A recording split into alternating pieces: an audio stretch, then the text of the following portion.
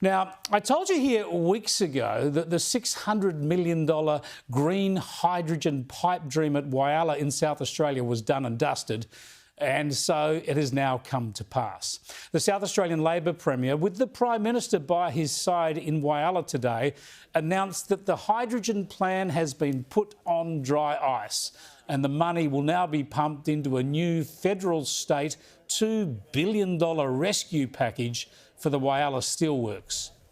Yeah, the same Labor Party that does silly little stunts pretending a Whyalla wipeout is nonsense, the same Labor Party that pushes power prices up with its renewables transition and splurges billions of dollars on a fanciful green hydrogen plan instead of underpinning gas, coal and existing industry. Well, that Labor Party today is tipping $2 billion more of your money to save a steelworks, an industry and a whole regional city. This package that we're putting together here, we've been working very hard on between the South Australian Government and the Australian Government. Two Labor governments working together to support jobs, good quality, good paying jobs that are so vital for our nation. This $2.4 billion plan. The Office of Hydrogen Power we maintained because we know, and the science tells you, that in order to decarbonise iron and steel making, you need hydrogen, and there is a future for that. But the large functions of that office will be curtailed and wound back now that we defer that plan in order to get the basics right here in terms of the steel mill and the steel plant and the mines. Because, you know, there's no point in producing hydrogen if there's not a customer for it. This is an economic management disaster.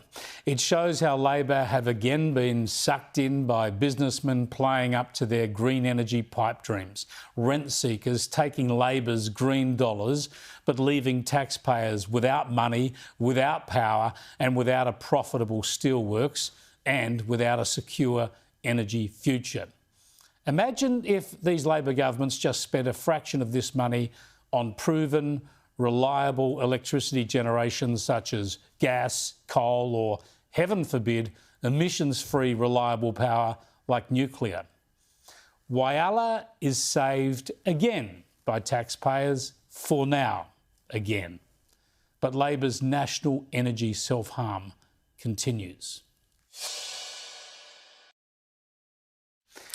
Let's go to Pauline Hanson, the One Nation leader. She joins us live from Scenic Rim in Queensland. Good to talk to you again, Pauline. Now, this is good news for Whyalla, a proud city up there on Spencer Gulf in South Australia. Good news to keep the steelworks in play for the manufacturing or industry base of this country.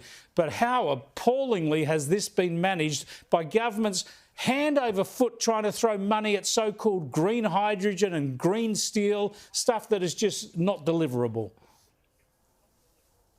Chris, for years now I've been telling people of Australia that hydrogen won't work. We're about 20 years away from it actually working, but the government continually keeps throwing money at it. This is the fifth one to go under. The Queensland government just got rid of the one at Gladstone they were going to go ahead with under the Labor. This is Labor. They're pushing this with the support of the Greens. It is not going to work. South Australia is a basket case as far as the cost of electricity. They blew up their coal-fired power plant. That was about 2016 they blew that up. The fact is they only get about 30% of their power from the renewables, and the other they have to rely on gas to give them that supply of energy. They can't, you know, Chris, what I've said all along is industries and manufacturing are suffering because of it. Whyalla steelworks have gone down because they can't afford also the cost of electricity to run the plant. And this is happening right across Australia. Not only are they going under, but last year 11,000 businesses went insolvent, 16,000 expected this year and 27,000 under the Labor Party. People need to wake up. This is pie in the sky dream. This is sheer lunacy by the Prime Minister, plus also Chris Bowen, who is pushing this. We cannot keep affording to go down this path because in Whyalla, you're looking at about 3,000 to 4,000 people that jobs are in jeopardy. That's directly and indirectly. It's just ridiculous. People wake up to this pie in the sky dream about this hydrogen.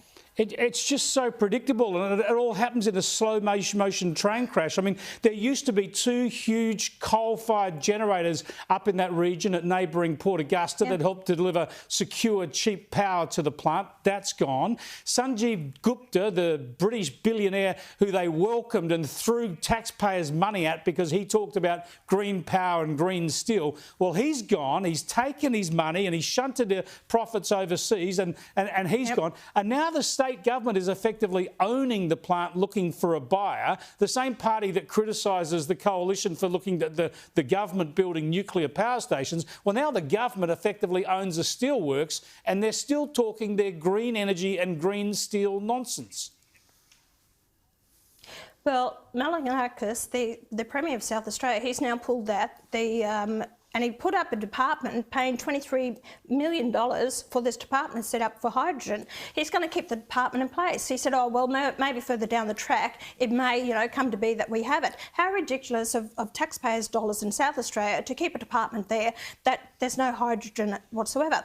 Chris, the whole problem also is that Whyalla, well, there's one other steel plant at Port Kembla, but we're importing $1.6 billion worth of steel from China. And I know of a company in Queensland, and I spoke to years ago, they said they wanted to give Whyalla their business. They said, but they couldn't get the steel in the sizes that they wanted.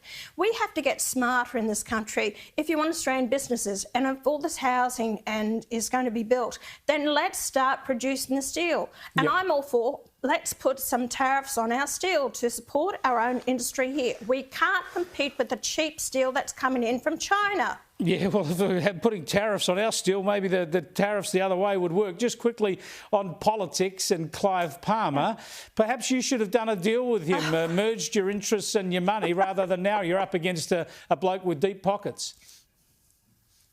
No, thanks. I have no intentions of actually merging with Clive Palmer or anyone else, because I'm here for the right reasons, not a stunt to come out at election time, throw you millions of dollars around. All the policies, I want people to look at everything he promised you at the last election. He's got a member in the floor of Parliament. How many private members' bills has Babette put up that was Clive Palmer's policies leading the election? And you look at my record. So that will tell you something. Clive Palmer is only in for the stunts that he pulls with the whole lot. My party was not for sale. I'm not for sale. I'm here for the people, and I will keep pushing what I think is policies for a better Australia. You've had an impact, all right, Pauline, over a long period. I forgot that Clive still had a senator in there. Thanks for joining us. Pauline Hanson there, live from Queensland.